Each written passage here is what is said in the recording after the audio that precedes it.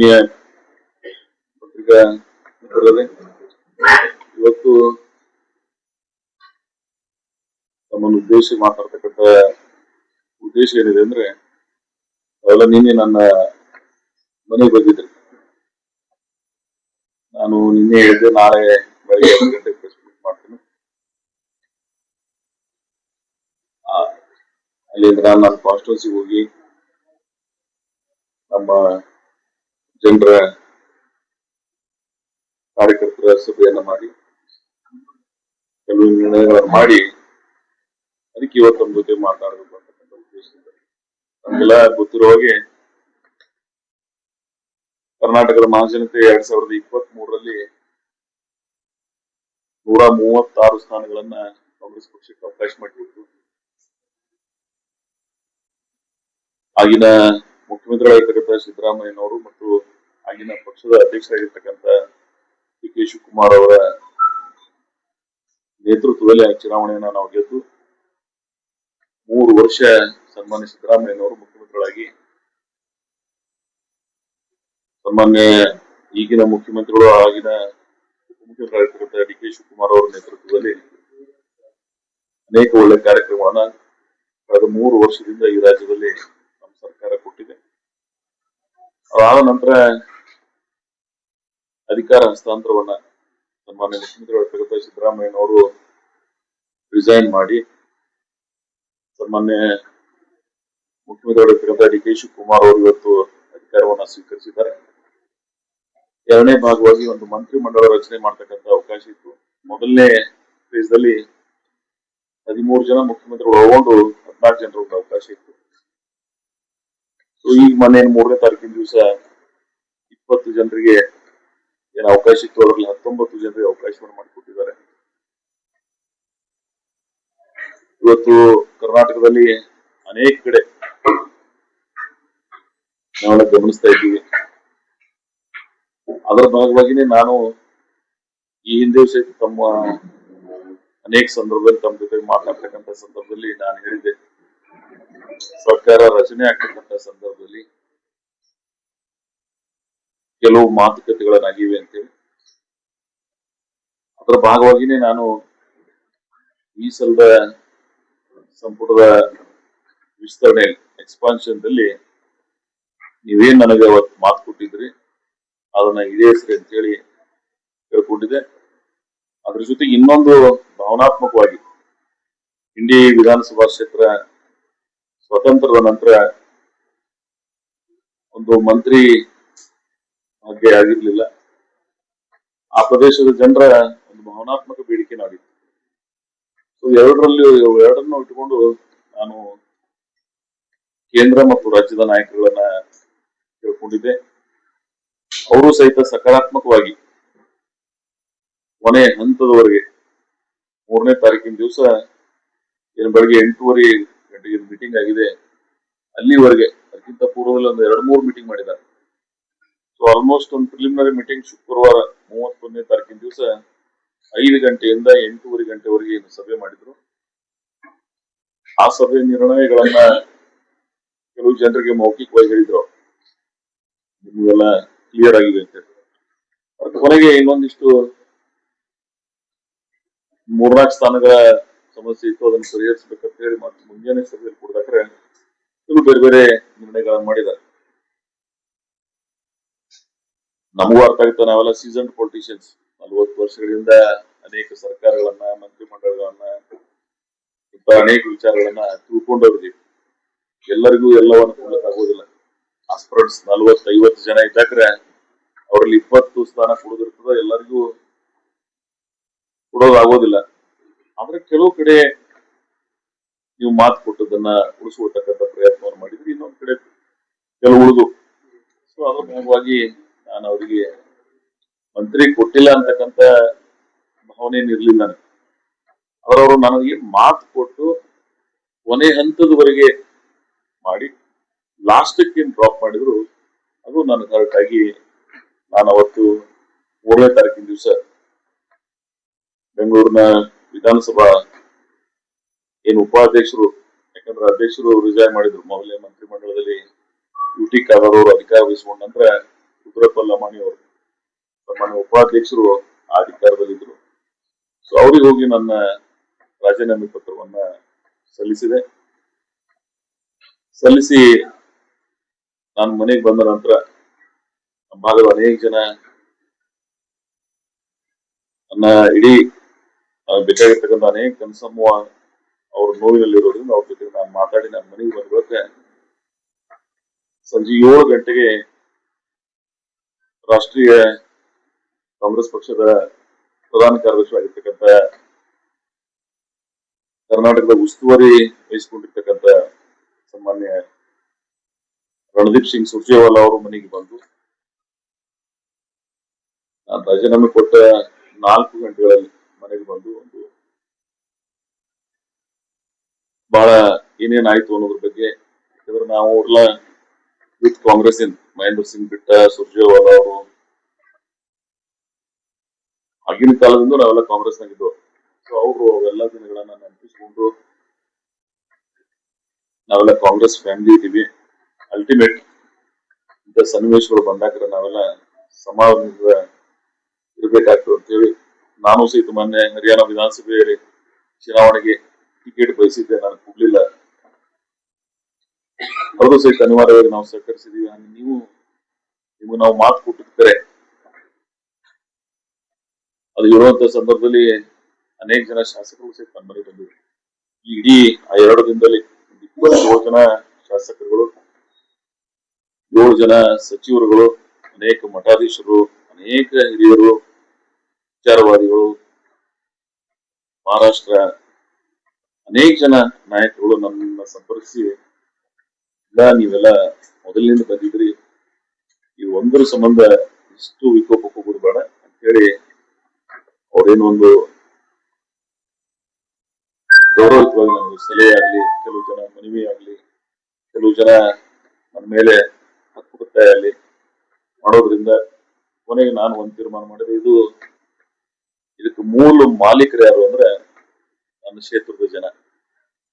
ನನ್ನ ಸುದೀರ್ಘ ರಾಜಕಾರಣದಲ್ಲಿ ನನ್ನ ಕುಟುಂಬಕ್ಕೆ 4 ಜಿಲ್ಲಾ ಪಂಚಾಯತ್, 4 ಅಸೆಂಬ್ಲಿ ಮತ ಹಾಕಿರ್ತಕ್ಕಂಥವ್ರು. ಅವರು ಕೊನೆಗೆ ಅವ್ರ ನಿರ್ಣಯ ತಗೊಂಡಿದ್ರಿಂದ ಅವ್ರ ಅಭಿಪ್ರಾಯವನ್ನು ತಗೊಂಡು ಒಂದು ನಿರ್ಣಯ ಮಾಡೋಣ ಅಂತ ಹೇಳಿ ನಾನು ನಿನ್ನೆ ಬೆಳಗ್ಗೆ ಇಂಡಿ ನಗರದಲ್ಲಿ ಸಭೆಯಲ್ಲಿ ಪಾಲ್ಗೊಂಡು ನಮ್ಮ ಮುಖಂಡರ, ಕಾರ್ಯಕರ್ತರ, ಜನರ ಅಭಿಪ್ರಾಯಗಳನ್ನ ಗ್ರಹಿಸಿ ಅಲ್ಲಿ ಒಂದು ಎಮೋಷನಲ್ ವಾತಾವರಣ ನಿರ್ಮಾಣ ಆದದ್ದನ್ನ ನೋಡಿ ನಾನು ಕೊನೆಗೆ ನನ್ನ ಒಬ್ಬನ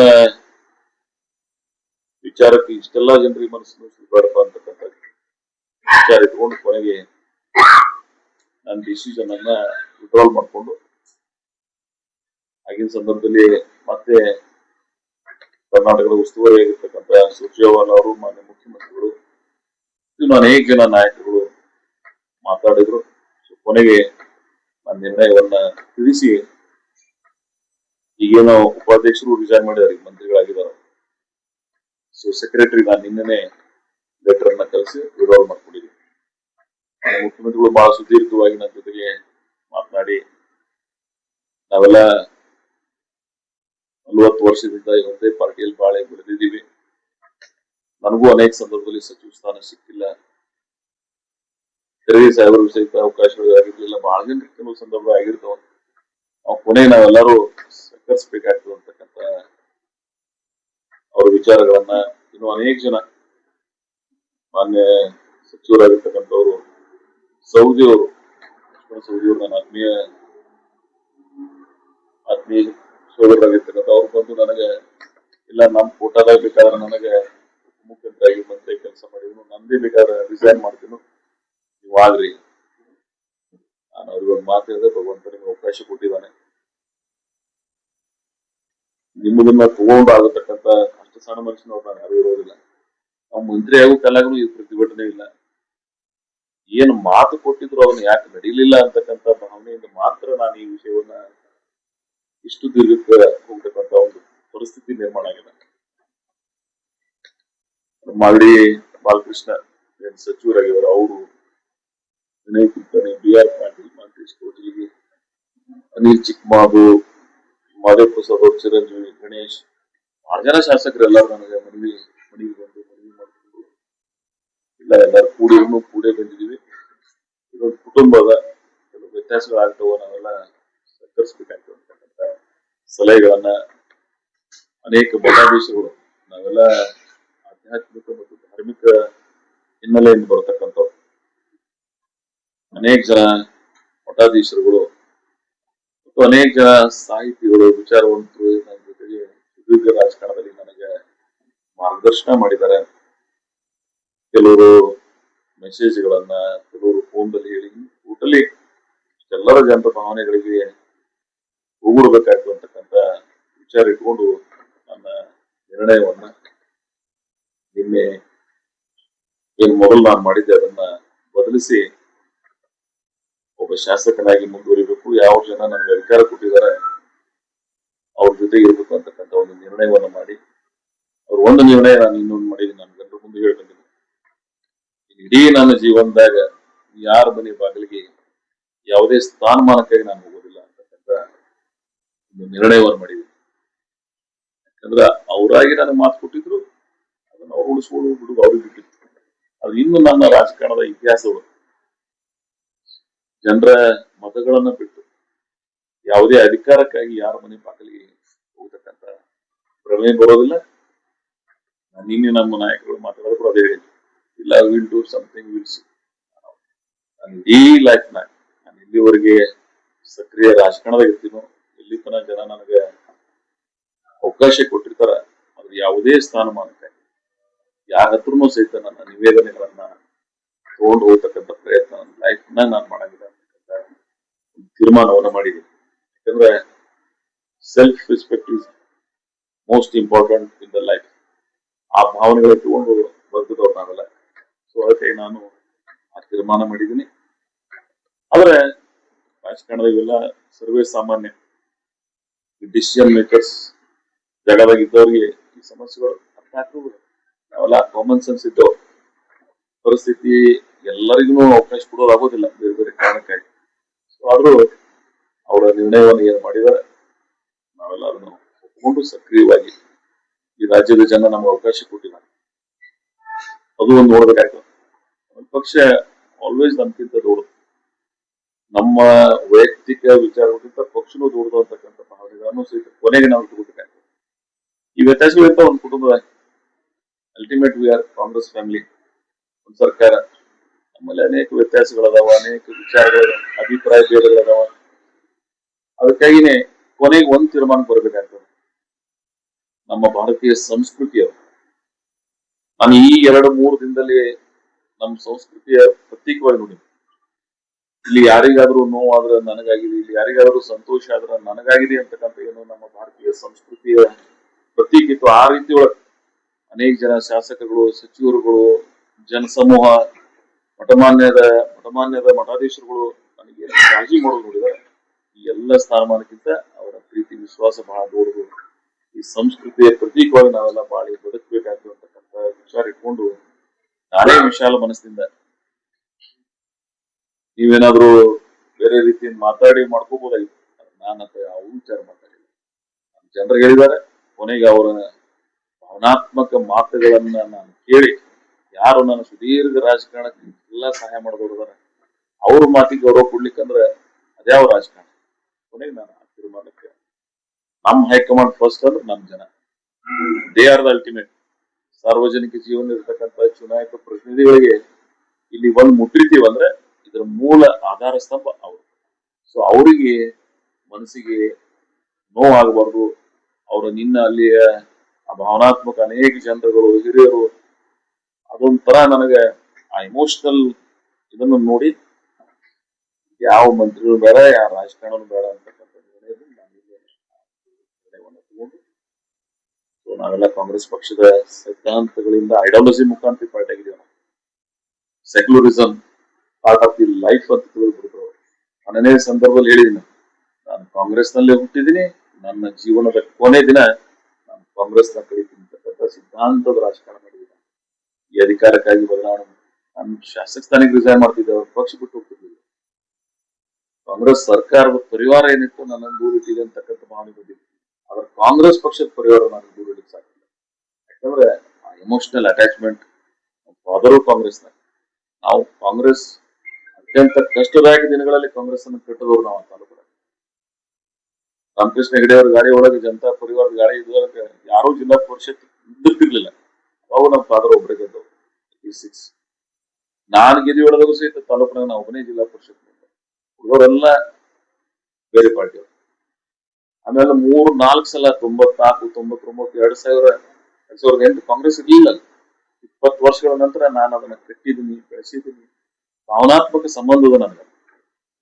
ಸೊ ಅದಕ್ಕಾಗಿ ಜನಸಮೂಹ, ಈ ಸೆಕ್ಯುಲರಿಸಮ್, ಈ ಐಡಿಯಾಲಜಿ ಸಣ್ಣ ಸ್ಥಾನಕ್ಕಾಗಿ ನಾನು ಇದನ್ನು ನಾರ್ಮಲ್ ಇದ್ರೆ ಆಗ್ಲಿಲ್ಲ. ಅವರು ಮಾತು ಕೊಟ್ಟಿದ್ದಾರೆ ಅನ್ನೋ ಸಮಯ ಬಿಫೋರ್ 23rd ಎಲೆಕ್ಷನ್ ಅಂತ ಮೊದಲ ನಾನು ಭಾಷೆಲ್ಲೇ ಹೇಳಿದ್ನು 1-to-1 ಮೀಟಿಂಗ್ ಮಾಡಬೇಕು. ಮೊನ್ನೆ ಸುರ್ಜೇವಾಲ ಅವರು ಮಾತಾಡೋ ವಿನಯ್ ಕುಲಕರ್ಣಿ ನನ್ನ ಪಕ್ಕ ಕೊಟ್ಟಿದ್ರು. ಅವ್ರಿಗೆ ಕರೆ ಹೇಳ್ಬಿಡಿ, ನೀವು ನನಗೆ ಏನೂ ಮಾಡೋದು ಬೇಡ, ಮಾತು ಕೊಟ್ಟಿರು. ಎಸ್ ವಿ ಆರ್ ಅದಕ್ಕಾಗಿ ನಾವು ನಿಮ್ಗೆ ವಿಡ್ರಾ ಮಾಡ್ಕೊತ ಹೇಳ್ಕೋ ಹಕ್ಕಿಲ್ಲ. ಪ್ಲೀಸ್ ರೀಕನ್ಸಿಡರ್ ಯುವರ್ ಡಿಸಿಷನ್ ಅಂತ ಹೇಳ್ತಾರೆ. Yes you have that rights. ನಾವೆಲ್ಲ ಫ್ಯಾಮಿಲಿ ಇದೆ, ಒಪ್ಕೋಬೇಕಾಗ್ತದೆ. ಯಾಕಂದ್ರೆ ಕೆಲವು ಅವರು ನನಗ ಸರ್ಕಮ್ಟನ್ಸ್ ಬಗ್ಗೆ ಹೇಳಿ ಏನಾಯ್ತು ಏನಾಗ್ಲಿಲ್ಲ, ಅವ್ರು ಬಂದು ನನಗೆ ವಿವರಣೆ ಕೊಟ್ಬಿಡಕ್ ಸ್ವಲ್ಪ ಮಟ್ಟಿಗೆ ಸಮಾಧಾನ ಆಯ್ತು. ಯಾಕಂತ ಕೇಳಿದ್ರೆ ಪರಿಸ್ಥಿತಿಗಳನ್ನ ಏನಾಯ್ತು, ಏನಾಗ್ಬೇಕಾಗಿತ್ತು ಸನ್ನಿವೇಶಗಳನ್ನ ಅನೇಕ ಜನ ಹಿರಿಯರಿಗೆ ಅವಕಾಶ ಆಗಿರ್ಲಿಲ್ಲ. ಇವತ್ತಿಗೆ ಆರ್ ವಿ ದೇಶಪಾಂಡೆ ಅವರಾಗಿರ್ಬೋದು, ಎಚ್ ಕೆ ಪಾಟೀಲ್ ರಂತವರಾಗಿರ್ಬೋದು, ಯುವ ನಾಯಕತ್ವದಾಗ ಅನೇಕ ಹಿರಿಯರು, ಅನೇಕ ಮುಗಿತಾವಂದ್ರು, ಶರತ್ ಬಚ್ಚೇಗೌಡರಂತವ್ರಿಗೆ ಆಗಲಿಲ್ಲ. ಯುವ ಉತ್ಸಾಹಿಗಳು ಇನ್ನು ಬಹಳ ಜನ ವಿಮುಖರಾಗಿದ್ದಾರೆ. ಆದ್ರೆ ನಂದು ಒಂದು ರಿಕ್ವೆಸ್ಟ್ ಅದ ನಮ್ಮ ಪಕ್ಷದ ನಾಯಕರಿಗೆ, ಈ 2 ತಿಂಗಳಲ್ಲಿ ಏನ್ ನೀವು ಪ್ರೊಲಾಂಗ್ ಮಾಡ್ತೀರಿ, ಆಗ್ಬೇಕಂತಕ್ಕಂತ ತುಡಿತ ಏನ್ ಹೆಚ್ಚಿಗೆ ಆಗ್ತದೆ, ಕೊನೆಗೆ ನಿರಾಶೆ ಆಗ್ತದೆ. ಇವತ್ತು ನಾವೇನ್ ರಾಜ್ಯದಾಗ ನೋಡ್ತಾ ಇದ್ದೀವಿ, ಡಿಸಿಷನ್ ಮಾಡ್ಬಿಡುದು. ಫಸ್ಟ್ ನೀವು ಮಾಡುವವರೆಗೆ 14 ಮಂದಿ ಮಾಡಿದ್ರೆ ಯಾವಾಗ ಒಂದು ವಾರ ಒಳಗೆ ನೀವು 4 ದಿಂದ 5 ಮಾಡಿದ್ರಿ ಅಂದ್ರೆ ಈ ಪರಿಸ್ಥಿತಿ ಬರ್ತಿರ್ಲಿಲ್ಲ. ಯಾಕಂದ್ರೆ ಸೀಸನ್ ಪೊಲಿಟಿಷಿಯನ್ಸ್ ಎಲ್ಲರಿಗೂ ಮಾಡ್ಲಿಕ್ಕೆ ಆಗೋದಿಲ್ಲ. ಪಕ್ಷ ನಾವೇ ಜಗದಿದ್ರು ಮಾಡ್ಲಿಕ್ಕೆ ಆಗುತ್ತೆ ಎಲ್ಲರಿಗೂ ಸಮಾನ ತಿಳುವಳಿಕೆ ಸಾಮಾನ್ಯ ಜ್ಞಾನ ಅದ ನಮ್ಗೆಲ್ಲರಿಗೂ. ಕಾಸ್ಟ್ ಇಕ್ವೇಶನ್ಸ್ ಇರ್ತದೆ, ರೀಜನಲ್ ಬ್ಯಾಲೆನ್ಸ್ ಮಾಡ್ಬೇಕಾಗ್ತದೆ. ಆ ಸೂಕ್ಷ್ಮತೆ ಅರಿವು ಇರ್ಲಾರ್ದಂತವ್ರು ಅದ್ಯಾವ ಪರಿಪೂರ್ಣ ರಾಜಕಾರಣ. But you must justify as early as possible. In ಫ್ಯೂಚರ್ದಾಗ ಆದ್ರು ಒಂದು ರಿಕ್ವೆಸ್ಟ್, ನೀವು ಯಾರಿಗಾರ ಮಾಡಿ ಅದ್ರ ಇಂಥ ಡಿಸಿಷನ್ಸ್ ಅನ್ನ ಪ್ರೊಲಾಂಗ್ ಮಾಡೋದ್ರಿಂದ ಕೆಲವು ಜನರ ಮನಸ್ಸಿಗೆ. ಆಮೇಲೆ ನಾವೆಲ್ಲ ಹಿಂದಿದ್ದ 31st ಫ್ರೈಡೆ 5 ಗಂಟೆಯಿಂದ 8:30 ಗಂಟೆವರೆಗೆ ಒಂದು ಮೀಟಿಂಗ್ ಆಗಿದೆ. ಅಷ್ಟು ಎಲ್ಲ ನಾಯಕರು ಅವತ್ತು ಫೈನಲ್ ಮಾಡಿ ಸಂಜೆ ಮುಂದೆ ಒಂದು ಇಂಟಿಮೇಷನ್ ಕೊಟ್ಟು ನೀವು ನೆಕ್ಸ್ಟ್ ಫೈನಲ್ ಮೀಟಿಂಗ್ ಡ್ರಾಪ್ ಮಾಡಿದ್ರಿ ಅಂದ್ರೆ ಏನಾಗ್ತದೆ, ನನ್ನ ಜಾಗದಾಗ ನೀವಿದ್ರೆ ಏನಾಗ್ತಿತ್ತು ನಾನು ಕೇಳ್ಬೋದು. ಹಂಗ್ ಮಾಡ್ಲಿಕ್ಕೆ ಹೋಗ್ಬೇಡಿ. ಡಿಸಿಷನ್ಸ್ ಮಾಡೋದು ಒಂದೇ ಫೈನಲ್ ಡಿಸಿಷನ್ ಮಾಡಿದ್ರಿ. 4 ಮೀಟಿಂಗ್ ಮಾಡೋದು, ಒಂದ್ ಮೀಟಿಂಗ್ ನ ಫೈನಲ್ ಮಾಡೋದು, ಇನ್ನೊಂದು ಮೀಟಿಂಗ್ ನ ಡ್ರಾಪ್ ಮಾಡೋದು, ಎಸ್ ಅರ್ಥ ಆಗ್ತದೆ ನಿಮ್ಮ ಎಕ್ಸರ್ಸೈಸ್. ಸ್ವಲ್ಪ ಅಕ್ಯುರೇಷನ್ ಬಂದ್ರೆ ಒಳ್ಳೇದಾಗ್ತದೆ. ಡಿ ಕೆ ಶಿವಕುಮಾರ್ ಅವರು ಬಹಳ ಪರಿಶ್ರಮ ಪಟ್ಟು ಮುಖ್ಯಮಂತ್ರಿಗಳಾಗಿದ್ದಾರೆ. ಅನೇಕ ಜನ ಸಚಿವರುಗಳು ಒಳ್ಳೆ ಕೆಲಸ ಮಾಡ್ತಕ್ಕಂಥವ್ರು ಈ ಮಂತ್ರಿಮಂಡಲದಾಗ ನಾವು ನಿಮ್ ಜೊತೆಗೆ ಇರ್ತೀವಿ. ಬರ ಇದೆ, ಈ ರಾಜ್ಯದ ಜನ ನಮ್ಮಿಂದ ನಿರೀಕ್ಷೆ ಮಾಡ್ತಾ ಇದ್ದಾರೆ. ಕುಡಿಯ ನೀರಿನ ಸಮಸ್ಯೆ ಆಗ್ತದೆ, ತ್ವರಿತವಾಗಿ ಆಡಳಿತ ವ್ಯವಸ್ಥೆ ನಮ್ಮ ಜನರು ಯಾರು ಅಸಮಾಧಾನಿತರಾಗಿದ್ದಾರೆ, ನಾನು ಅವರಿಗೂ ತಮ್ಮ ಮುಖಾಂತರ ಒಂದು ಮನವಿ ಮಾಡ್ಕೊಳ್ತೇನೆ. ಆಯ್ತು, ನಮ್ಮೆಲ್ಲರಿಗೂ ಒಂದು 4 ದಿನ ಆಗಿರ್ತದೆ. ಅದ್ರ ಕೊನೆಗೆ ನಾವು ಜನಸಮೂಹದ ವಿಚಾರಗಳನ್ನು ಇಟ್ಕೊಂಡು ನಾಗರಿಕ ಸಮಾಜದ ಭಾವನೆಗಳಿಗೆ ಸ್ಪಂದಿಸಬೇಕಾಗ್ತದೆ. ನಾನು ಯಾಕೆ ಇಷ್ಟು ಆಸ್ ಅರ್ಲಿ ಆಸ್ ಪಾಸಿಬಲ್ 3ನೇ ದಿನಕ್ಕೆ ಡಿಸಿಷನ್ ತಗೊಂಡೆ ಅಂದ್ರೆ, ಈ ಪ್ರೊಲಾಂಗ್ ಮಾಡಿದೆ ಅಂದ್ರೆ ಜನಸಮೂಹದ ಮೇಲೆ ಸಾರ್ವಜನಿಕರ ಭಾವನೆಗಳ ಜೊತೆಗೆ ವ್ಯತಿರಿಕ್ತವಾಗಿ ನೋಡ್ಕೊಂಡಾಗ್ತದೆ. ಇರ್ಬೋದು ನಮ್ಮ ಭಾವನಾತ್ಮಕ 1 ದಿವಸ 2 ದಿವಸ ಮನೆಗೆ ಯಾರಿಗೇನ್ರಿ ನೋವು ಆದಕ್ಕೆ 2 ದಿನ 3 ದಿನ ಇರ್ತದೆ. ಕೊನೆಗೆ ಮರಿಬೇಕಾಗ್ತದೆ. ಮರು ಅನ್ನುವಂತಕ್ಕಂಥ 3 ಅಕ್ಷರದಿಂದನೇ ಈ ಬದುಕದ. ಹೋಪ್ ಫಾರ್ ನೆಕ್ಸ್ಟ್ ಒಳ್ಳೇದಂತ ಬದುಕಬೇಕಾಗ್ತದೆ. ಸೊ ಅದಕ್ಕಾಗಿ ನಾನು ಸರ್ಕಾರ ಬಹಳ ಇಫೆಕ್ಟಿವ್ ಆಗಿ ಕೆಲಸ ಮಾಡ್ಲಿ. ಬರದ ಛಾಯೆಯಲ್ಲಿರ್ತಕ್ಕಂಥ ಪ್ರದೇಶಕ್ಕೆ ಸುದೈವಶಾತ್ ನಮಗ ಯಾವುದೋ ಜನ್ಮದ ಪುಣ್ಯ ಅಂತ ನಾನು ಭಾವಿಸಿದ್ದೀನಿ. ವೆಸ್ಟರ್ನ್ ಘಾಟದಾಗ ಮಳೆ ಆಗಿ ಇವತ್ತು ಕೃಷ್ಣೆ ತುಂಬಿ ಇವತ್ತು ಓವರ್ಫ್ಲೋ ಆಗಿದೆ. ನಮ್ಮ ಭೀಮಾ ಓವರ್ಫ್ಲೋ ಆಗಿದೆ. ಅನೇಕ ನದಿಗಳು ಇವತ್ತು ಇವತ್ತು ಕಾವೇರಿ ಇಶ್ಯೂ ಎಂತ ದೊಡ್ಡ ಸಮಸ್ಯೆ ಇತ್ತು, ಕೊನೆಗೆ ಪರಿಹಾರ ಮಾಡೋದು ನಿಸರ್ಗ. ಆ ಕ್ಯಾಚ್ಮೆಂಟ್ ಏರಿಯಾದಾಗ ಏನು ಮಳೆ ಆಯ್ತು, ಆ ಜನರ ಏನು ಕೇಂದ್ರದ ಸಮಿತಿಯವರು ಏನು ನಿರ್ಣಯ ಮಾಡಿದ್ರು, ಅದಕ್ಕಿಂತ ಹೆಚ್ಚಿನ ನೀರ ತಾನಾಗಿನೇ ನ್ಯಾಚುರಲ್ ಫ್ಲೋ ಆಯ್ತು. ಸೊ ನಿಸರ್ಗದ ಸಹಾಯ ಇಲ್ಲದೇನೆ ಯಾವುದೇ ಸರ್ಕಾರಗಳು ಆಗೋದಿಲ್ಲ. ಕೊನೆಗೆ ನಿಸರ್ಗನೂ ಸ್ವಲ್ಪ ಸಹಾಯ ಮಾಡಿದೆ. ಆದರೂ ಸಹಿತ ಅನೇಕ ಜಿಲ್ಲೆಗಳಲ್ಲಿ ಇವತ್ತು ಬಿತ್ತನೆ ಆಗದೆ ರೈತರು ಕಂಗಾಲಾಗಿದ್ದಾರೆ. ಬಿತ್ತಿದ ರೈತರು ಬೆಳೆ ಉಳಿಲಾರದಂತ ಪರಿಸ್ಥಿತಿ ಆಗಿದೆ. ಅವುಗಳನ್ನು ಅವಲೋಕಿಸಿ ಅವರ ಸಹಾಯಕ್ಕೆ ನಾವೆಲ್ಲ ಯುದ್ಧೋಪಾಯದಲ್ಲಿ ಅವ್ರ ಹತ್ರ ಹೋಗ್ಬೇಕಾಗ್ತದೆ. ಸೊ ಅದಕ್ಕಾಗಿ ನಾನು ಸರ್ಕಾರದ ಭಾಗವಾಗಿರ್ತಕ್ಕಂಥವ್ರು ನಾವೆಲ್ಲರೂ ಕೂಡಿ ಸಮಸ್ಯೆಗೆ ಸ್ಪಂದಿಸ್ತಕ್ಕಂಥ ಪ್ರಯತ್ನ ಮಾಡೋಣ. ಇಂದಿಗೆ ನನ್ನ ವೈಯಕ್ತಿಕವಾಗಿ ದಿಸ್ ಚಾಪ್ಟರ್ ಇಸ್ ಕ್ಲೋಸ್. ನನ್ನ ಇಡೀ ಪೊಲಿಟಿಕಲ್ ಕ್ಯಾರಿಯರ್ದಾಗ ಯಾವುದೇ ಹುದ್ದೆಗಳಿಗಾಗಿ ನಾನು ಇನ್ನೆಂದೂ ಮಾತಾಡಂಗಿಲ್ಲ.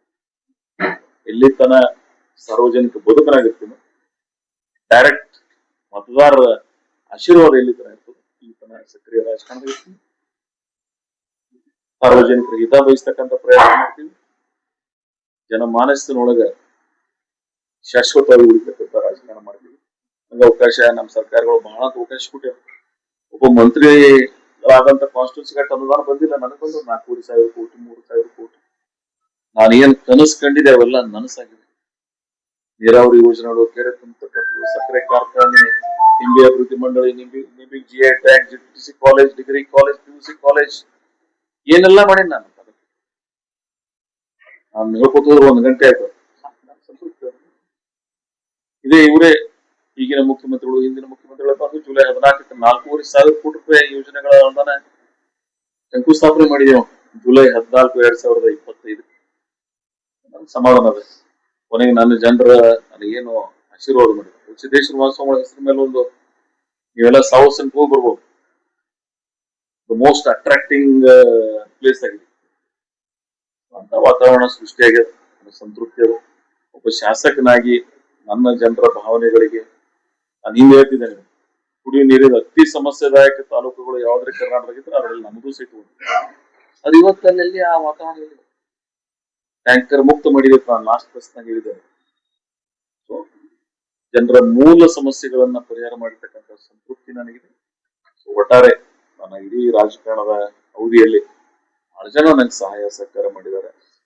ಅವರೆಲ್ಲರನ್ನ ನಾನು ಈ ಸಂದರ್ಭದಲ್ಲಿ ಸ್ಮರಿಸಿ, ಈ ಏನೊಂದು ಕಳೆದ 2-3 ದಿನಗಳಿಂದ ಎಮೋಷನಲ್ ಆಗಿ ನನ್ನ ಜೊತೆಗೆ ಸಹಕರಿಸಿದ್ದಾರೆ, ನನ್ನ ಜೊತೆಗೆ ನಿಲ್ತಕ್ಕಂಥ ಪ್ರಯತ್ನ ಮಾಡಿರ್ತಕ್ಕಂಥ ಸರ್ವರಿಗೂ ತಮ್ಮ ಮುಖಾಂತರ ಅಭಿನಂದನೆಗಳು. ಭಾರತೀಯ ಸಂಸ್ಕೃತಿ ಏನ್ ಹೇಳ್ಕೊಡ್ತದೆ ಅಂದ್ರೆ ಕೊನೆಗೆ ನಾವೆಲ್ಲ ಒಳ್ಳೆಯ ದಾರಿಯಲ್ಲಿ ಸಾಕ್ತಕ್ಕಂಥ ಮಾಡ್ತಕ್ಕಂಥ ಪ್ರಯತ್ನ ನಾವೆಲ್ಲ ಕೂಡಿ ಮಾಡೋಣ ಅಂತ ಹೇಳಿ, ನಾವು ಏನಾದ್ರು ಪ್ರಶ್ನೆಗಳಿದ್ರೆ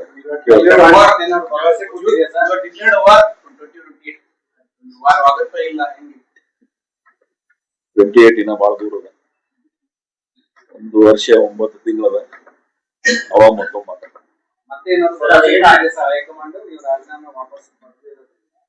ನಾನು ಈ ಪ್ರಶ್ನೆಗೆ ಉತ್ತರ ಕೊಡ್ತೀನಿ. ನಾನು ಇನ್ಯಾವುದೇ ಭರವಸೆಗಳಿಗೆ ಅಪೇಕ್ಷೆಗಳಿಗೆ ನಂಬುದಿಲ್ಲ ಅನ್ನೋಕ್ಕಿಂತ ಅಪೇಕ್ಷೆ ಪಡಂಗಿಲ್ಲ.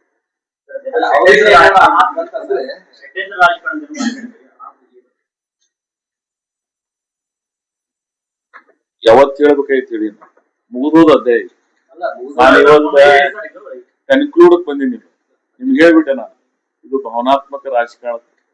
ಇದೆಲ್ಲ ನಾನು ನಿನ್ನೆ ನಮ್ಮ ಜನರ ಭಾವನಾತ್ಮಕ ವಿಚಾರಧಾರೆಗಳನ್ನ ನೋಡಿ ಬಂದು ನನ್ನ ಅಗ್ರೆಸಿವ್ನೆಸ್ ನಿನ್ನೆ ಕೂಲ್ ಆಗ್ಯದ. ನನ್ನ ಜನರ ಭಾವನೆಗಳಿಗೆ ಏನ ನೋವಾಗ್ಯದ ನನ್ನಿಂದ ಅನ್ನೋದನ್ನ ನಾನು ತಿಳ್ಕೊಂಡಿನಿ. ಇಂಥ ಯಾವ ವಿಷಯಗಳಿಗೂ ನನ್ಗೆ ಅವಕಾಶ ಇಲ್ಲ. ಸಮಯ, ಸಂದರ್ಭ, ಕಾಲ ನಿರ್ಣಯ ಮಾಡ್ತಾರೆ.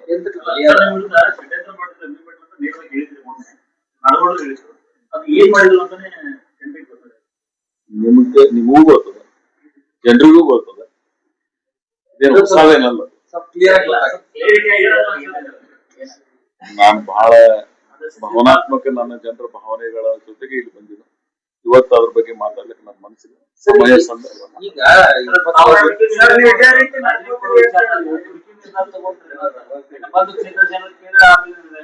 ಇಲ್ಲ ಇಲ್ಲ ಇನ್ನೊಂದು ಈ ಸಲ ಮಂತ್ರಿಮಂಡಲ ರಚನೆ ಆಗುವ ಸಂಬಂಧ ಕೇಳ್ತಲ್ಲ, ನಿರಂತರ ಗೊತ್ತದ ಎಷ್ಟು ವರ್ಷಗಳಿಂದ ಮಂತ್ರಿ ಮಂಡಲ ಬಗ್ಗೆ ಚರ್ಚೆಗಳಾಗಿದೆ ಅನ್ನೋದು ನೀವು ಬಹಳ ಸಲ ನನ್ ಕೇಳಿ, ನಾನು ಬಹಳ ಸಲ ಹೇಳಿದ್ದೀನಿ. ಆಮೇಲೆ ನಂದೇ ಒಂದು ಪ್ರಶ್ನೆ ಒಬ್ರು ಕೇಳಿದ್ರು, ಒಂದ್ ವೇಳೆ ಮಾಡ್ಲಿಲ್ಲ ಅಂದ್ರೆ ಏನ್ ಮಾಡ್ತೀರಿ ಅಂತ. ನಾನು ಹೇಳಿದ್ರು very next minute I will take call. ಅದೇ ಕಾಲ್. ಆದ್ರೆ ನೋಡ್ರಿ, ಎಮೋಷನಲಿ ವಿಷಯ ಇತ್ತು.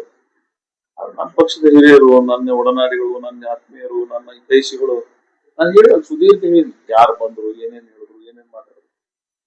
ಅಧಿಕಾರ ಒಂದೇ ದೊಡ್ಡದಾಗಿ ಷಡ್ಯಂತ್ರ ಎಲ್ಲಾನೇ ಮುಗಿದೋಗ್ಯದ. ಇದೆ ಪೋಸ್ಟ್ ಮಾರ್ಟಮ್ 3 ದಿನ ಆಯ್ತು. ಎಲ್ಲ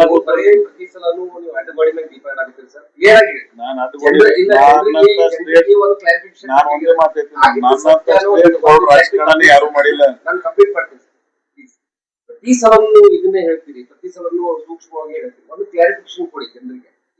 ನೀವು ಹಿಂದೆ ಆಗದೆ ಇರುವಂತಕ್ಕಂಥ ಹಿಂದೆ ಕಾರಣ ಯಾರು ಅಂತ ಮೊನ್ನೆ ಹೇಳಿನ ಇಲ್ಲೇ ಹೇಳಿ ಸರ್, ನಮ್ಗೆ ಹೇಳಿ ಸರ್. ನಿಮ್ಮ ಜಾಗದಾಗಿತ್ತು ಅವ್ರು ಬೆಂಗಳೂರದಾಗಿದ್ರು ಅವ್ರು ಇದೇ ರೀತಿ ಹೇಳ್ತೀರಿ ಅಂತ ಯತ್ನಾಳ್ ಬೆಂಕಿ ಆಡಿದ್ರು.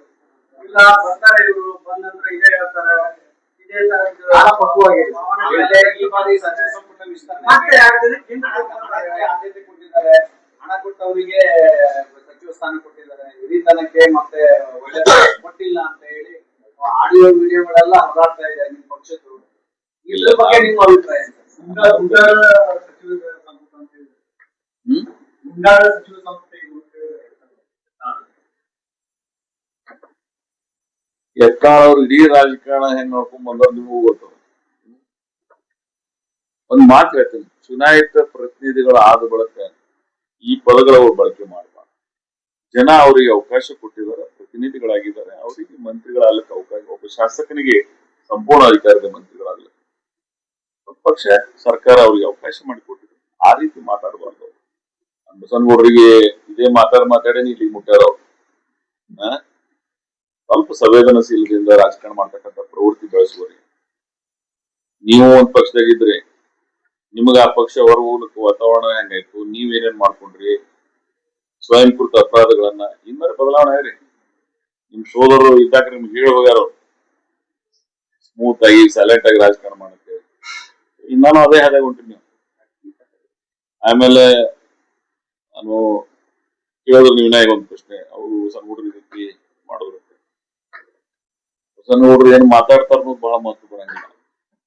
ನನ್ನ ಆತ್ಮಸಾಕ್ಷಿ ಏನ್ ಹೇಳ್ತದೆ, ನನ್ನ ಜನ ಏನ್ ಹೇಳ್ತಾರೆ, ನಾನು ಅದಕ್ಕೆ ಐ ಡೋಂಟ್ ಕೇರ್ ಎನಿಬಡಿ. 10% ಕೂಡ ನೋಡ್ತೀನಿ ನಾನು. ಏನ್ ಆಗ್ಬೇಕು ಯಾರು ನಿಮ್ಮಂತವ್ರಿಂದ ಪಾಠ ಕಲಿಯೋ ರಾಜಕಾರಣ ನನಗೇನು ಅವಶ್ಯಕತೆ. ಜಿಲ್ಲೆಯ ರಾಜಕಾರಣದಾಗ ಯಾರ್ಯಾರು ಏನೇನಿದೀವೋ ಜನರಿಗೆ ಗೊತ್ತದ. ನಾವೆಲ್ಲ ಬ್ಯಾಲೆಟ್ ಪೇಪರ್ದಾಗ ರಾಜಕಾರಣದ ಅಧಿಕಾರಕ್ಕೆ ಬಂದವರಿದ್ದಾರೆ. ನಿಮ್ಮಂತವ್ರಿಂದ ಪಾಠ ಕಲಿತಕ್ಕಂಥ ಅವಶ್ಯಕತೆ ನನಗೆ. ನೀವೇನೋ ವಿಚಾರ ಇಟ್ಕೊಂಡು ಹೇಳಿದ್ರಿ, ನಾನು ಅವ್ರಿಗೆ ಹೇಳೋದು ಇಷ್ಟೇ, ನಿಮಗ್ ಪಕ್ಷ ನಿಷ್ಠೆ ಇಲ್ಲ, ನೀವು ಹುಟ್ಟಿರ್ತಕ್ಕಂಥ ಪಕ್ಷದ ಬಗ್ಗೆ ನಿಮ್ಗೆ ಗೌರವ ಇಲ್ಲ. ನಾನು ಅಧಿಕಾರಕ್ಕಾಗಿ ರಾಜಕಾರಣ ಮಾಡಂಗಿಲ್ಲ. ಕೊನೆಗೆ ನಮ್ಮ ಪಕ್ಷದ ಹಿರಿಯರು, ನನ್ನ ಕುಟುಂಬದ ಸದಸ್ಯರಾಗಿ ನನ್ನ ಸಲಹೆ ಕೊಟ್ಟಿದ್ದಾರೆ. ನನಗ ನೀವು ನಮ್ ಜೊತೆಗಿರ್ಲಿ ಅಂತೇಳಿ. Yes, I agree. ಯಾರು ಯಾರು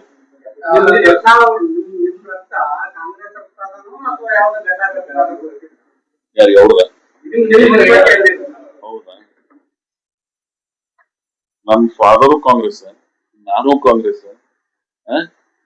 ಅವ್ರು ಎಲ್ಲಿ ಬೆಳೆದಾರ ಆ ಪಕ್ಷದ ಬಗ್ಗೆನೇ ಗೌರವ ಇಲ್ಲ. ಅವ್ರಿಗೆ ಯಾರ್ಯಾರು ಅಧಿಕಾರ ಕೊಟ್ರು ಅವ್ರ ಬಗ್ಗೆ ಇವ್ರಿಗೆ ಮಾತಾಡ್ತಕ್ಕಂಥ ಪದಗಳನ್ನ ನೋಡ್ತಿರ್ತೀನಿ. ಅದು ನಾನು ಮೊನ್ನೆ ಆದ್ರೂ ಸಹಿತ ಕಾಂಗ್ರೆಸ್ ಪಕ್ಷದ ಬಗ್ಗೆ ಮಾತಾಡಿಲ್ಲ, ರಾಷ್ಟ್ರ ಮತ್ತು ರಾಜ್ಯ ನಾಯಕಗಳ ಬಗ್ಗೆ ಮಾತಾಡಿಲ್ಲ. ಇವೆಲ್ಲ ಗಮನಿಸಿರ್ಬೋದು. ನಾನು ಏನ್ ಹೇಳಿದ್ದು, ನನಗೆ ಅವಕಾಶದ ಬಗ್ಗೆ ಹೇಳಿದ್ದು. ಹೌದು, ಅದು ಇವತ್ತಿಗೂ ಅದ್ರ ಬಗ್ಗೆ ನಾನು ಹೇಳ್ತೀನಿ. ಆದ್ರೆ ಇನ್ನು ಮುಂದೆ ಅದು ಕೇಳಂಗಿಲ್ಲ. ಆಮೇಲೆ ರಕ್ತ, DNA ಎಲ್ಲರಿಗೂ ಗೊತ್ತದ. ಯಾರ DNA ಏನದ, ಯಾರ ಕಮಿಟ್ಮೆಂಟ್ ಏನದ, ಯಾರ ರಾಜಕಾರಣದ ಬದ್ಧತೆಗಳನ್ನ ಏನ್ ಮಾಡಿದಾರ ಅನ್ನೋದನ್ನ ನಾನು ಹೇಳ್ತೀನಿ. ಇವತ್ತು ನೀವೇನು ಹೇಳಕ್ ಸಾಧ್ಯದ? ನಾನು ಕಾಂಗ್ರೆಸ್ನಾಗ ಹುಟ್ಟಿನೋ, ನಾಳೆ ಏನ್ ಇರ್ತೀನೋ ಬಿಡ್ತೀನೋ ಗೊತ್ತಿಲ್ಲ, ಕಾಂಗ್ರೆಸ್ನಾಗೆ ಸಾಯ್ತೀನಿ. ಇದು ಹೇಳೋ ಶಕ್ತಿ ಅದ ನೀವು ಕೊಡುಗ? It is our commitment. We done with that. ಅಂತ ಹೇಳಿ ನೀವು ನೋಡೋಣ.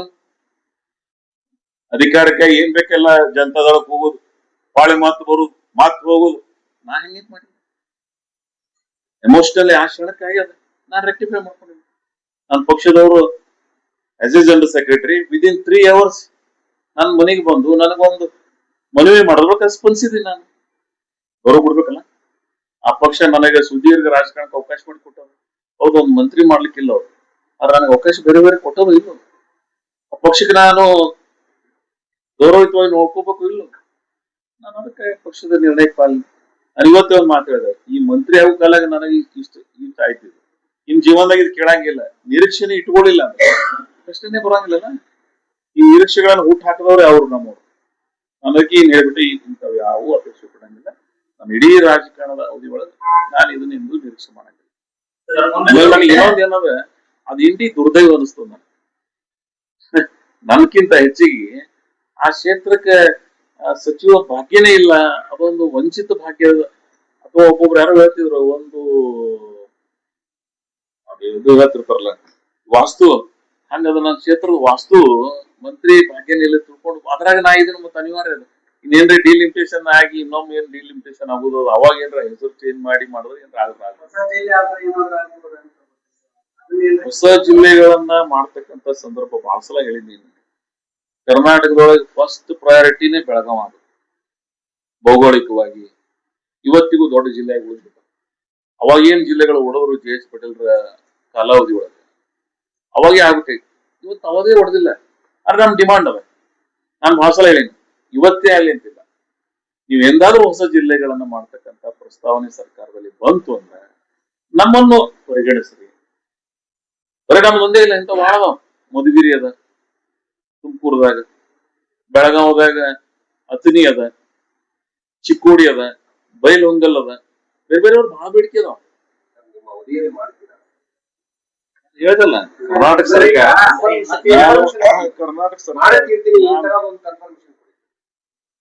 ನಾನ್ ಮಾಡ್ಬೇಕಂತ ಪ್ರಯತ್ನ ಮಾಡ್ಲಾಗ್ತೀನಿ. ಮಾಡ್ತಿರೋದು ನನ್ನ ಕೈ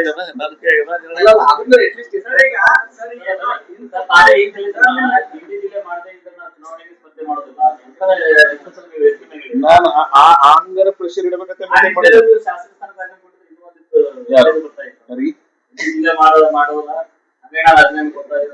ಯಾರು ಇವತ್ತಿನ ಸನ್ನಿವೇಶ ಅದು ಇರ್ಲಿಲ್ಲ. ಆ ಸನ್ನಿವೇಶ ಬಂದಾಗ ನೋಡೋಲ್ಲ. ಅದು ಮೊನ್ನೆ 3ನೇ ತಾರೀಕಿಂದ ಆ ಸನ್ನಿವೇಶ ಇರ್ಲಿಲ್ಲ. ನಾನೇ ನಿಮ್ಗೆ ಹೇಳಿದ್ದಲ್ಲ, ಒಂದ್ ವೇಳೆ ಅವರ ಡಿಸಿಷನ್ ತಗೊಳ್ಳಿಲ್ಲ ಅಂತ ಐ ವಿಲ್ ಕಮ್ ಬ್ಯಾಕ್ ಅಂತ ಹೇಳಿದ್ದೆ. ಆ ಆಂಗಲ್ ಬಂದೆ ಎಮೋಷನಲಿ. ಬಟ್ ಇವತ್ತು ಅದ್ರದ್ದು ಸಮಸ್ಯೆ ಪರಿಹಾರ ಆಗ್ಯದ ಎಲ್ಲ. ಒಂದ್ ಮಾತು ಹೇಳ್ತೀನಿ, ಅಲ್ಟಿಮೇಟ್ ಜನ ನಿನ್ನೆ ಅಲ್ಲಿ ನೀವು ಇಂಡಿಯಾ ಐವಿಗೆ ಬಂದಿದ್ರಿ ಅಂದ್ರೆ ನಿಮ್ಗೆ ಗೊತ್ತಾಗ್ತದೆ ಅಲ್ಲಿ ಪರಿಸ್ಥಿತಿ. ಅವರ ಅಲ್ಲಿ ಆ ಇಡೀ ಘಟನೆಗಳನ್ನ ಗಮನಿಸಿದ್ರೆ ಅದೆಲ್ಲ ನೋಡಿ ನಾ ಮತ್ತೆ ಬೇರೆ ಏನು ನನ್ನನ್ನ ಇಷ್ಟಿದ್ದೂರು ಎತ್ತರ ತಂದಾರೋ ಅವ್ರ ಮಾತುಗಳು ಕೇಳಿ ಅಂದ್ರೆ ಏನಾಗ್ತದೆ. ಪ್ರಜಾಪ್ರಭುತ್ವದಾಗ ನಿಮ್ಗೆ ಜನರ ನಿರ್ಣಯವನ್ನು ಪಾಲಿಸಬೇಕಾದದ್ದು ಪ್ರಜಾಪ್ರಭುತ್ವದ ಧರ್ಮ ಮತ್ತು ಕರ್ತವ್ಯ. ಯಾರು ಜನಸಮೂಹದ ಭಾವನೆಗಳನ್ನು ಸ್ಪಂದಿಸೋದಿಲ್ಲ, ಅವರು ಸಾರ್ವಜನಿಕ ಬದುಕಿನಲ್ಲಿ ಚುನಾಯಿತ ಪ್ರತಿನಿಧಿಯಾಗಲು ಸಾಧ್ಯ ಇಲ್ಲ. ಅವ್ರು ಗೌರವಿಸ್ಬೇಕಾಗ್ತದೆ. ಉದ್ದೇಶ ಹೇಳಿದ್ರಿ, ಆಮೇಲೆ ನಿರ್ಧಾರದಿಂದ ಹಿಂದೆ ಸರ್ಕಾರದವರ ಬಗ್ಗೆ ಹೇಳಿದ್ರಿ. ಕೈ ತಪ್ಪಲು ಪ್ರಮುಖ ಕಾರಣ ನಾನು ಹೇಳ್ತೇನೆ, ಸುರ್ಜೇವಾಲಾ ಅವರು ನನಗೆ ಸರ್ಕಮ್ಟನ್ಸ್ ಬಗ್ಗೆ ಹೇಳಿದ್ದಾರೆ. ಏನು ಸರ್ಕಮ್ಟನ್ಸ್ ಆಯ್ತು ಅನ್ನೋದನ್ನ ನನಗದು ಸಮಾಧಾನ ಇದೆ. ಸಮಯ ಸಂದರ್ಭ ಅದು ನಮ್ಮ ಸಮಯ ಸಂದರ್ಭ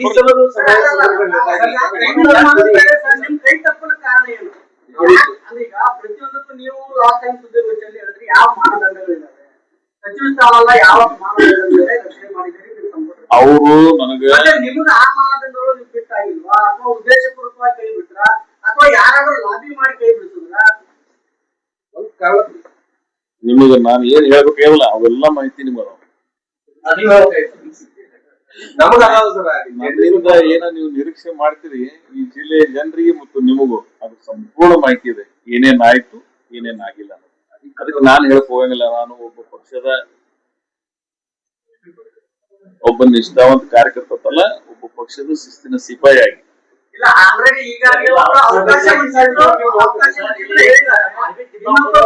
ಇನ್ನೊಬ್ಬರು ಶಾಸಕರು ಅವಕಾಶ ಅವಕಾಶದಿಂದ ವಂಚಿತರಾಗಕ್ಕೆ ಕಾರಣ ಏನು ಅನ್ನೋದ್ರ ಬಗ್ಗೆ ಮಾತನಾಡಿದ್ದಾರೆ ನಾಡಗೌಡರು.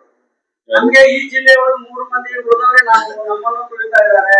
ಇದಕ್ಕೆ ಮನ್ಗುಳಿ ಫ್ಯಾಮಿಲಿ ತುಳಿದಿದ್ದಾರೆ, ಸಾಸೂರ್ ಫ್ಯಾಮಿಲಿ ತುಳಿದಿದ್ದಾರೆ, ಉಸ್ತಾದ್ ಫ್ಯಾಮಿಲಿ ತುಳಿದಿದ್ದಾರೆ, ಈಗ ನಮ್ಮನ್ನು ತುಳಿತಾ ಇದ್ದಾರೆ ಅಂತ ಆರೋಪ ಮಾಡಿರೋದು. ಈಗ ನಾಡಗೌಡರ ಪರಿಸ್ಥಿತಿಗೂ ನಾಡಗೌಡರ ಹಿಂದಿನ ಕಾಲಕ್ಕೂ ನಿಮ್ ಕಾಲಕ್ಕೂ ಒಂದೇನಾ ಅಥವಾ ಬೇರೆ ಬೇರೆ? ನಿಮಗೆಲ್ಲಾ ಮಾಹಿತಿ ಅದ. ನಾನು ನಮ್ಮ ನಾಯಕರಿಗೆ ಒಂದು ಮಾತು ಕೊಟ್ಟೆ, ಅವರು ನನಗೆ ಇಲ್ಲಿ ಬರುವುದರಲ್ಲಿ ಸಹಿತ be cool in the interest of the party, you must ಕೆಲವು ವಿಚಾರಗಳನ್ನ ಸೂಕ್ಷ್ಮವಾಗಿ ರಿಕ್ವೆಸ್ಟ್ ಮಾಡ್ಕೊಂಡಿದ್ದಾರೆ. I am very much aggressive person, you know all that, but today's scenario I will respect my leaders' words. ಗೌರವ ಕೊಡಬೇಕಾಗ್ತದೆ. ನನ್ನ ಭಾವನೆಗಳು ಇಲ್ಲಿ ಬಹಳ ಅದಾವ, ಆದ್ರೆ ಅದನ್ನ ಇಲ್ಲಿ ತರೋ ಪರಿಸ್ಥಿತಿಗಳು ಇವತ್ತಿಲ್ಲ. One day it will come.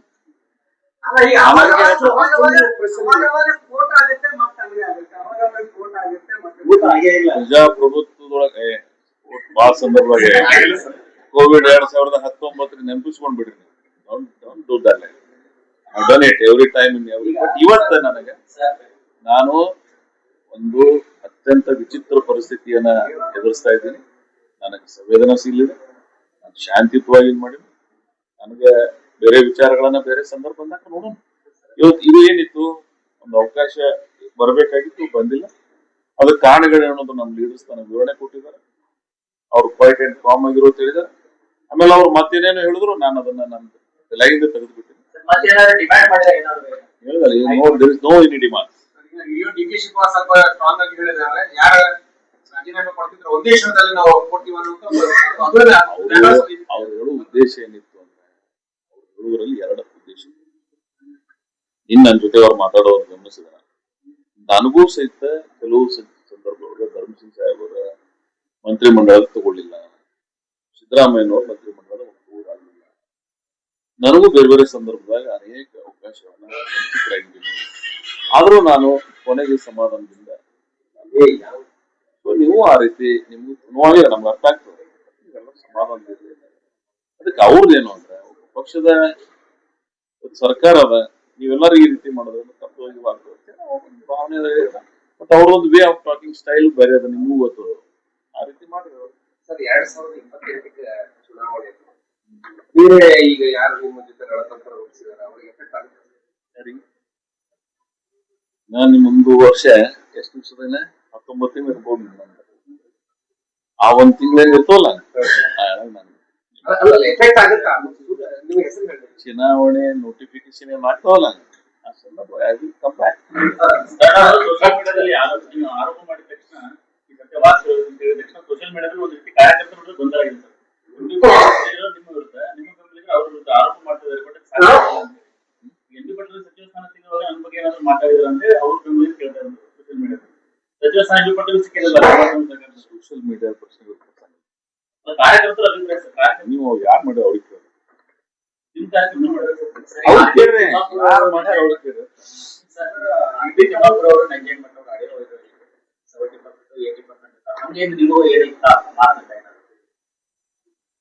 ಯಾವಿಲ್ಲ. ನಮ್ಮ ಸರ್ಕಾರದೊಳಗೆ ಇವೆಲ್ಲ ಒನಪುಗಳು ಯಾವೂ ಇಲ್ಲ.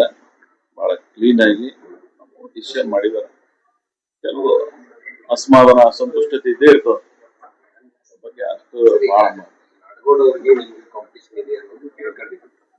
ಇಬ್ಬರಿಗೂ ಸಿಗ್ಲಿಲ್ಲ. ಅಂತದ್ದೇನು ನಮ್ಮ ಜಿಲ್ಲೆಗೆ ಅಂತದ್ದೇನು ಅಷ್ಟು ಪವರ್ಫುಲ್ ಆಗಿ ಏನು ಇಲ್ಲ, ಲೂಸ್ನೆಸ್ ಏನಿದೆ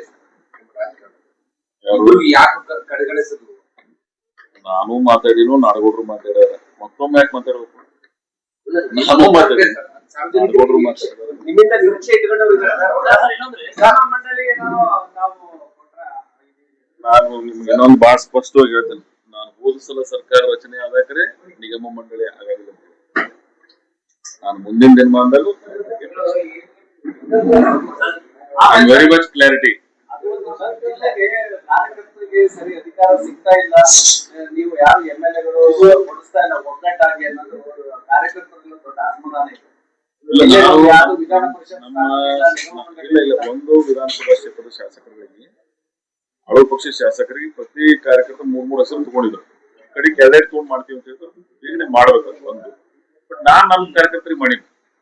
ಆಮೇಲೆ ಒಂದು ನಿಂಬೆ ಅಭಿವೃದ್ಧಿ ಮಂಡಳಿ ಅಧ್ಯಕ್ಷರು ನನ್ನ ಕ್ಷೇತ್ರದ ಒಬ್ಬ ಹಿರಿಯ ಕಾರ್ಯಕರ್ತರಿಗೆ ಮಾಡಿದ್ದೀನಿ. ನಾನು ನನ್ನಲ್ಲಿ ಅಕಾಮಿಡೇಷನ್ ಮಾಡಿದ್ದೀನಿ. ಬೇರೆ ಬೇರೆ ಕೋಆಪರೇಟಿವ್ ಇನ್ಸ್ಟಿಟ್ಯೂಷನ್ ದಾಗ ಮಾಡಿದ್ದೀನಿ, ನಾಮಿನೇಷನ್ ದಾಗ ಮಾಡಿದ್ದೀನಿ. ನಮ್ಮಲ್ಲಿ ಕಾರ್ಯಕರ್ತರು ಯಾರೇ ಅಸಮಾಧಾನ ಅಂತ ನೀವು ಬಂದು ನನಗೆ ಹೇಳಿದ್ರಿ ಅಂದ್ರೆ ಜಿಲ್ಲೆ ಕಾರ್ಯಕರ್ತರಿಗೆ ಒಗ್ಗಟ್ಟಾಗಿ ಜಿಲ್ಲೆ ಯಾರು ಲೀಡ್ ಮಾಡ್ತಾರಲ್ಲ ನೀವು ಅವ್ರಿಗೆ ಈ ಪ್ರಶ್ನೆ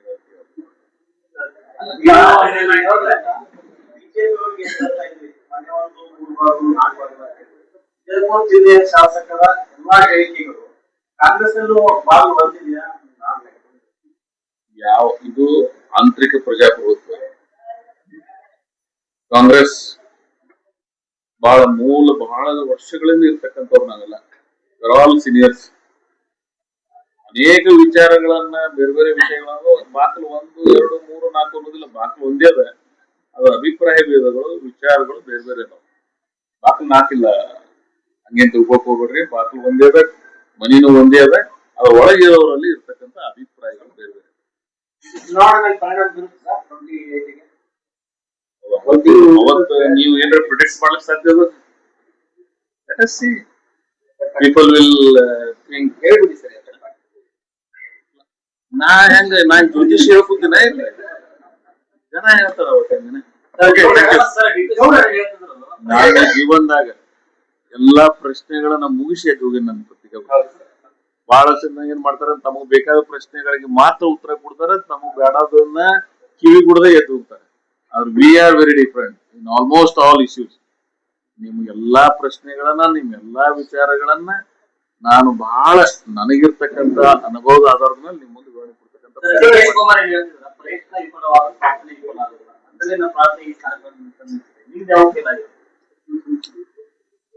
ನಾನು ಎಲ್ಲ ಹೇಳ್ಬೇಕು. ಮತ್ತೆ ಮುಗಿತ ಫ್ಯಾಕ್ಟರಿ ಕ್ಲೋಸ್ ಆಗೋಕೆ ಏನ್ ಮಾಡೋರು? ಈಗ 28 ತನ ಇಂತ ಯಾವ ವಿಷಯ ಅದಾವ ನಿಮಗೆ? ನಾವ್ ಏನ್ ಅಪೇಕ್ಷೆ ಪಡುದು, ಯಾರಿಗೆ ಅವಕಾಶ ಸಿಗ್ತದ ಒಳ್ಳೆ ಕೆಲಸ ಮಾಡಿ. ಸರ್, ಈಗ ಸಚಿವ ಸ್ಥಾನ ಸಿಗದೆ ಇದಕ್ಕಾಗಿ ಎಂ.ಬಿ. ಪಾಟೀಲ್ ಅವರೇ ಆರೋಪ ಮಾಡ್ತಿದ್ದಾರೆ. ಸಚಿವ ಸ್ಥಾನ ಸಿಕ್ಕಿದ್ರೆ ಇವರು ಎಂ.ಬಿ. ಪಾಟೀಲ್ ಅವರೇ ಕಾರಣ ಅಂತ ಹೇಳಿ ಮತ್ತೊಬ್ಬರು ತಗೋತಿದ್ರ ಅನ್ನೋದು ದಯಾ ಸಾಧನೆ.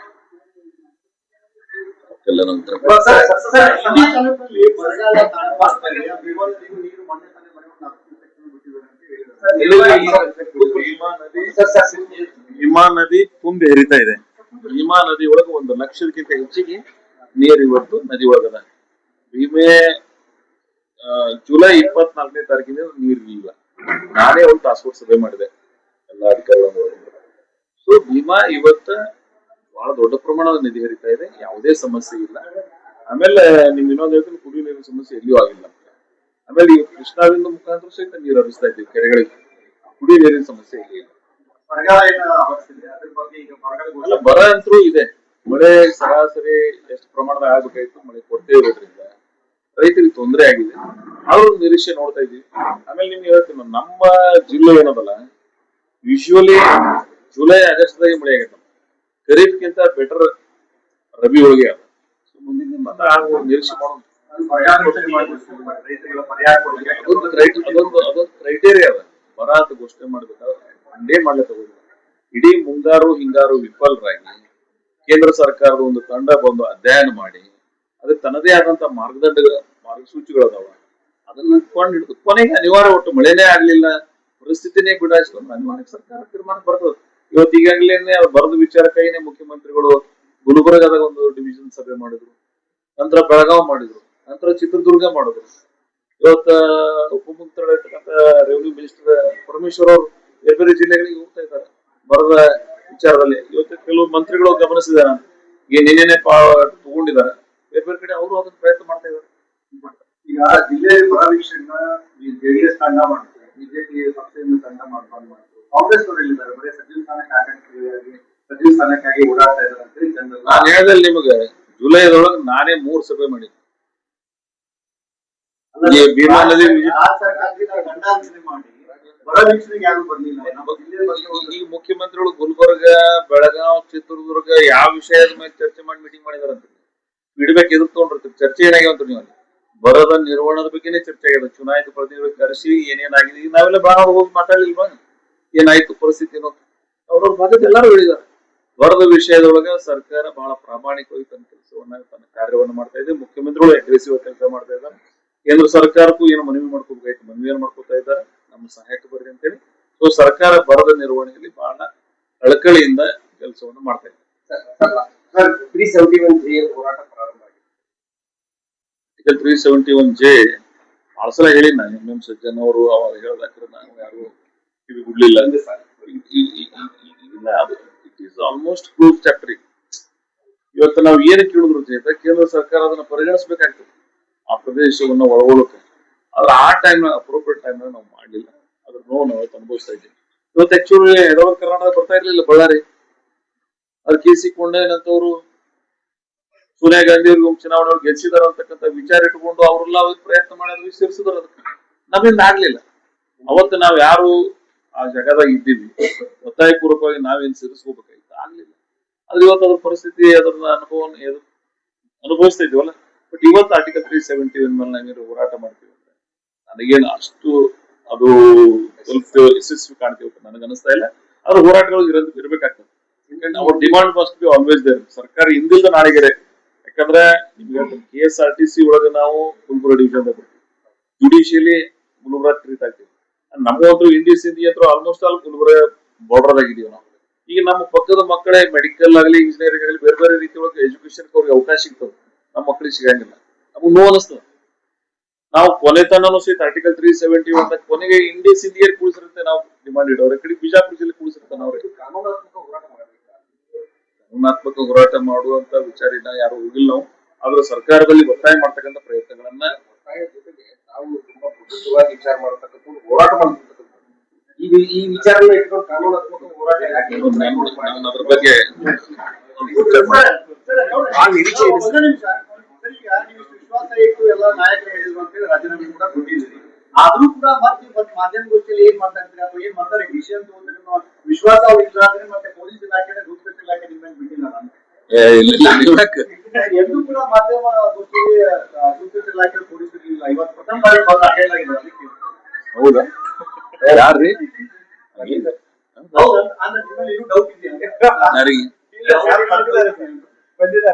ಯಾರ ಮೇಲೆ ಡೌಟ್ ಇಟ್ಕೋಬಹುದು. I am real Congress man, I am real Congress family. ನನ್ನ ಮೇಲೆ ಡೌಟ್ ಇಡೋ ಪ್ರಶ್ನೆ ಬರೋದಿಲ್ಲ. We are very different. ನಾನು ಹೇಳ್ದಲ್ಲ, ಯಾವ ಹೇಳೋ ಶಕ್ತಿ ಅದನ್ನ ಸಾಯು ತನಕ ಕಾಂಗ್ರೆಸ್ನಾಗ ಇರ್ತೀನಿ ನಾವು. ಅದನ್ನ ಇಂಥ 10 ನೋವುಗಳು ಕೂಡ್ಲಿ, ಅವ್ರು ಇಂಥ 10 ತೊಂದರೆಗಳು ಬರಲಿ, ನಾನು ವಿಚಿತ್ರಲಾಗಂಗಿಲ್ಲ. ಸರ್, ಈಗ ಏನ್ ಬೇಡ ಬಂದಿದೆ ಅಲ್ಲಿ. ನಿಮ್ಮ ಪಕ್ಷದಲ್ಲಿ ಲಾಯಲಿಟಿಗೆ ಮತ್ತು ಪಕ್ಷದ ನಿಜವಾದ ಕಾರ್ಯಕರ್ತರಿಗೆ ಅದು ವ್ಯಾಲ್ಯೂ ಇರ್ಲಾರ್ದೇನೆ ಇಲ್ಲಿ ಬಿಟ್ಟಿರ್ತೀವನ್ರಿ. ನಾವ್ ಏನ್ ಹೇಳ್ತೀವಿ, ಮಂತ್ರಿ ಆಗಿಲ್ಲ ಅನ್ನೋದೇ ಒಂದೇ. ಉಳಿದು ನಮ್ಮ ಓಡಿ ವ್ಯಾಲ್ಯೂ ಇಟ್ಟಿರ್ತದ ಅನ್ನೋದು ಬೇರೆ ಬೇರೆ ಸಂದರ್ಭ ನೋಡಿರ್ತೀವಿ. ಇನ್ನಷ್ಟು ಸುದ್ದಿಗಾಗಿ ನಮ್ಮ News 11 ಕರ್ನಾಟಕ ಚಾನೆಲ್ಗೆ ಲೈಕ್ ಮಾಡಿ, ಶೇರ್ ಮಾಡಿ, ಸಬ್ಸ್ಕ್ರೈಬ್ ಮಾಡಿ.